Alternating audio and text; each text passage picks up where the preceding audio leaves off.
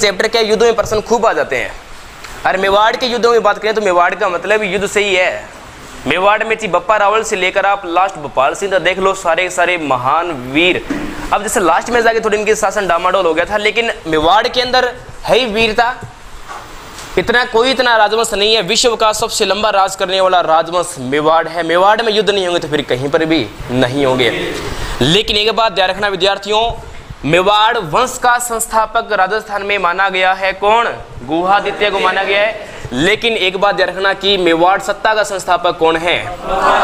बप्पा रावल, ये इसको बोलते हैं काल भोज कहा जाता है। लेकिन ये व्यक्ति ऐसा व्यक्ति है, देखो ये इसके बारे में कुछ जो अपने कोई बातें बताए ना, अपने को कहावतें लगती है। हालांकि इसका इतिहास बहुत अच्छा इतिहास है, लोग इतिहासकार इसको भूल गए हैं, कईयों को इस पर विश्वास नहीं होता। आज भी एक शहर है पाकिस्तान में रावलपिंडी। अब नाम देखो रावल, ये अपने नाम के क्या लगाते हैं? रावल लगाते हैं, बप्पा रावल। रावलपिंडी की स्थापना किसने की है? बप्पा रावल ने की है कोई शासक क्या? महाराणा प्रताप को भी देख लो, आप अफगानिस्तान तक गए थे क्या? नहीं गए थे। लेकिन इस व्यक्ति की जो मृत्यु हुई थी वो भी अफगानिस्तान खुरासान में हुई थी। बताओ इस व्यक्ति का महानता देखो। लेकिन इतिहासकार इन शासकों को भूल चुके हैं। बप्पा रावल की महानता बहुत ज्यादा बताई जा रही है, बहुत महान था ये।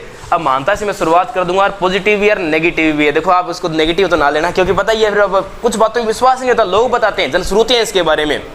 35 गज की धोती, 16 गज का साफा, ठीक है। और फिर बता रहे हैं कि इसकी 35 मन की इसकी वो तलवार वो हुआ करती थी। और सबसे खास बात तो ये, इस शासक के 130 पुत्र थे।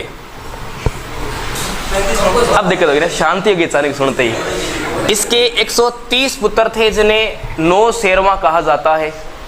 बताओ तो मानता है कि नहीं? बताओ, बहुत महान था।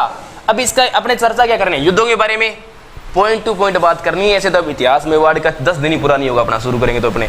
देखो बप्पा रावल ने पराजित किया था 734 ईस्वी में, कुछ 33 मिलता है। किसको पराजित किया था? हाँ, मान मौर्य को पराजित किया। और कहाँ अधिकार किया था? चित्तौड़ पर अधिकार किया था। मेवाड़ में इनकी सत्ता स्थापित हो गई थी। पहला युद्ध आपका कंप्लीट। कोई समस्या यहाँ तक नहीं है? हाँ, इसके बाद में बात करते हैं। देखो सामंत सिंह नाम का शासक आया। सामंत सिंह, देखो याद करना कैसे इसको।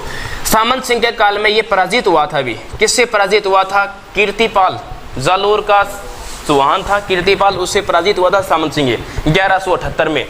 इसके बाद में सामंत सिंह से अब इनकी दुश्मनी तो हो गई ना, लेकिन इसका और भी रोल है। कहीं पर इसकी विजय के बारे में नहीं मिलता। सामंत सिंह ये पराजित हुआ था। देखो दूसरी इसकी पराजित कहाँ हुआ?